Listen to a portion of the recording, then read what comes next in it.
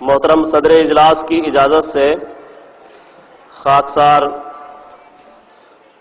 इस इलाके के हमारे मुकामी तौर पर शहर के भी और इस इलाके के और पंजाब के और मुख्तलिफ इलाकों से जो मुअज़्ज़ज़ हज़रात आए हुए हैं उन सब का शुक्रिया अदा करता है। और यहाँ हमारे साथ भी बैठे हुए हैं, ख़ास तौर पर हमारे कैप्टन बलबीर सिंह साहब बाट जो MLA हैं हल्का श्री हरगोबिंदपुर, इसी तरह जगदीश राज साहिनी साहब भी हमारे दरमियान तशरीफ़ फरमा है जो ex-MLA बटाला से आप ताल्लुक़ रखते हैं।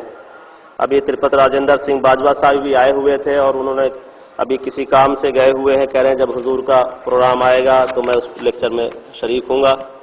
शहर के बहुत से लोग यहाँ पर हैं, खोसला साहब, हकीम साहब वगैरह, और बहुत से ऐसे हैं जिनका लंबी फहरिस्त हो जाएगी। और इस वक्त मेंबर ऑफ पार्लियामेंट जो किसी तारुफ के मोहताज नहीं, उनका अपना मुकाम और अपनी ज़ात ही खुद सब लोग जानते हैं। हमारे दरमियान इस जलसे में शिरकत के लिए आए हुए हैं। मैं उन्हें दावत देता हूं, जनाब नवजोत सिंह सिद्धू साहब।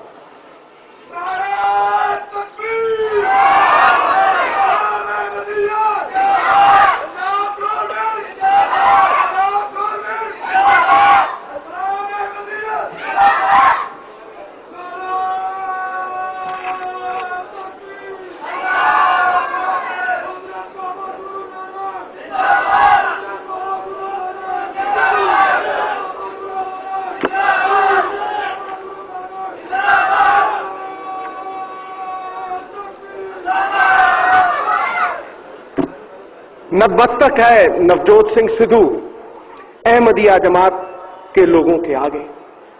नतमस्तक इसलिए है कि जो इंसान प्रेम की भाषा बोलता है उसके आगे सर झुका देना चाहिए। जो इंसान आपसी भाईचारे की भाषा बोलता है उसके आगे सर झुका देना चाहिए।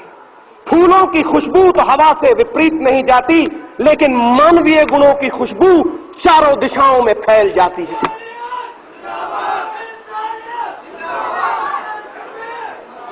आज फैल गई है खुशबू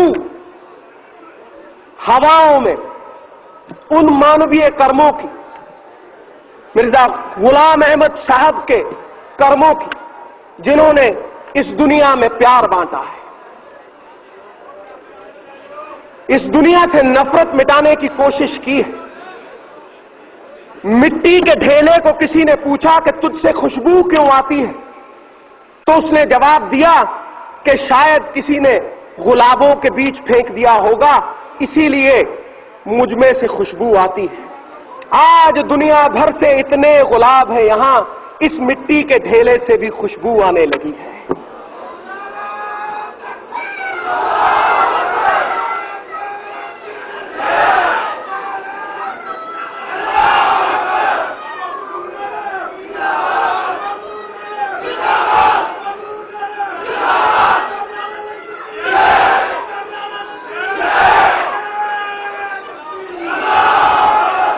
खुशगवार है नवजोत सिंह सिद्धू के इतना मान सम्मान मिला, ऐसे अहम लोगों में बैठने का मौका मिला।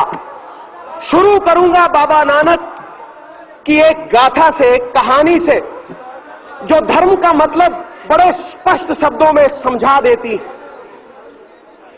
बाबा नानक के पास कोई गया और उसने पूछा कि मुझे जीवन का मूल्य समझाइए बाबा जी, जीवन का मूल्य क्या होता है। बाबा ने आंख मूंदी और एक सुच्चा लाल, एक सुच्ची रूबी बेशकीमत उसके हाथ में थमा दी और उसे कहा, जा इसका मूल्य लगवा के आ, इसे बेचना मत। चला गया। एक आदमी संतरे बेच रहा था तो उसके हाथ में वो बेशकीमत लाल थमा दिया और बोला, इसका मूल्य क्या है। उसने कहा, तेरा पत्थर अच्छा चमकता है, ले 1 दर्जन संतरे ले जा, ये पत्थर मेरे पास छोड़ जा।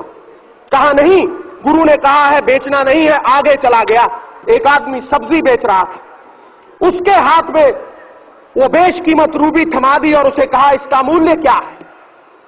तो उसने कहा, अच्छी चमक है तेरे पत्थर में, ले 1 बोरी आलू की ले जा, ये पत्थर मेरे पास छोड़ जा।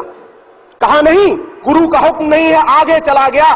सोने का काम करने वाला एक सुनियारा मिल गया सुनयारे ने जब देखी वो रूबी, उसकी आंख की पुतली खड़ी हो गई। उसने कहा 50 लाख रुपए अभी देता हूं, इस नायाब रूबी को मेरे पास छोड़ जा।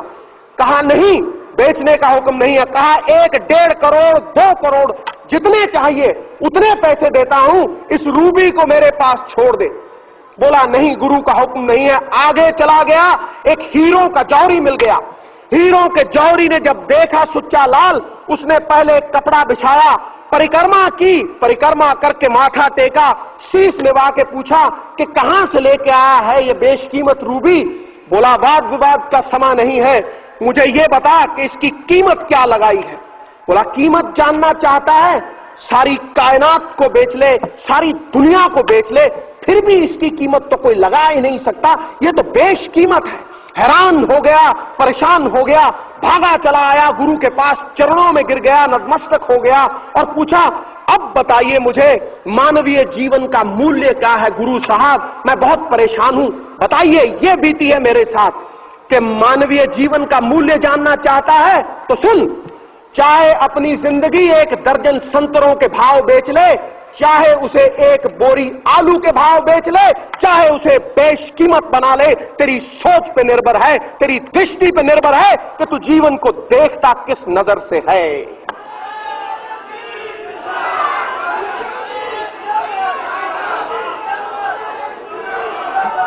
इस दुनिया का कोई मजहब बुरा नहीं, कोई आदमी बुरा नहीं, कोई आदमी अच्छा नहीं, ये तो सोच बनाती है मजहब को। जिसकी सोच ऊंची वो शहंशाह, शाहों का शाह, और जिसकी सोच नीची वो भिखारी, उसके हाथ में ठूठा ठन ठन पाल मदन गोपाल, उसको कोई पूछेगा नहीं। इस दुनिया में कोई ऊंचे आसन पे बैठ के ऊंचा नहीं हो जाता। किसी महल मनारे की छत के ऊपर कोई कौवा बैठा हो तो कौवा गरुड़ नहीं बन जाता, बाज नहीं बन जाता, बाज अपनी उडारी से बाज है। कोई जन्म से भी आज तक ऊंचा नहीं हुआ। कमल का फूल कीचड़ में उगता है लेकिन अपने गुणों की वजह से परमात्मा के शीश के ऊपर चढ़ता है। कोई जन्म से भी ऊंचा नहीं हुआ, इसीलिए नहीं मानता नवजोत सिंह सिद्धू जात पात को, नहीं मानता ऐसी चीज को जो नफरत फैलाए।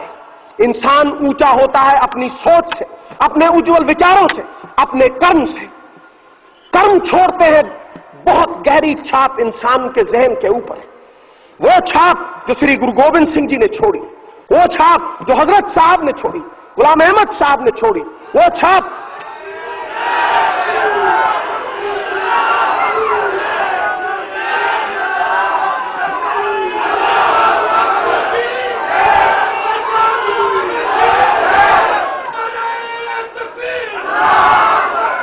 ये शरीर रूपी देह तो नष्ट हो जाएगी, लेकिन विचार और कर्म हमेशा याद रहते हैं और ये हमेशा याद रहेंगे, अमर होकर जीते हैं।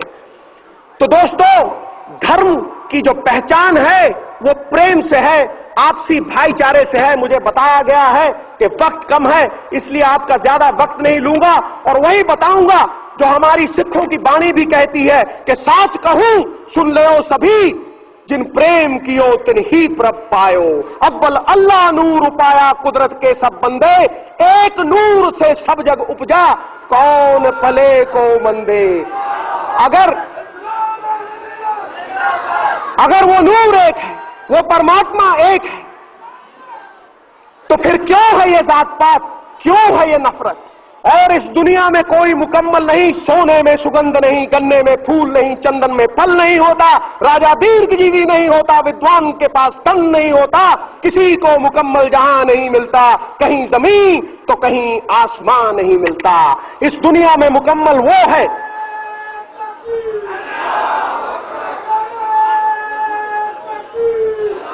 इस दुनिया में मुकम्मल वो है जिसने अपने अंदर उस परमात्मा की लौ को पहचाना है। चाहे उसे अल्लाह कहो, चाहे उसे राम कहो, चाहे उसे नारायण कहो, वो एक है। जैसे तिलों में तेल छुपा है, सागर में उसकी लहरें छुपी हैं, पुष्पों में फूलों में उनकी खुशबू छुपी है, वो परमात्मा आपके अंदर छुपा है। जितना वो अंदर में है, जितना वो मस्जिद में है, जितना वो गुरुद्वारा में है, उतना आपके भीतर छुपा है। उस लोग के साथ एक होके देख, ये मतभेद मिट जाएंगे, ये गंदगी मिट जाएगी, तेरी सोच बदल जाएगी, तू पाक हो जाएगा, उस ब्रह्म का अंश हो जाएगा।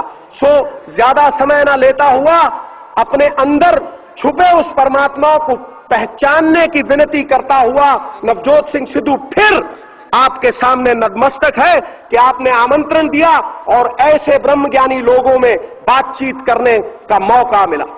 प्रणाम।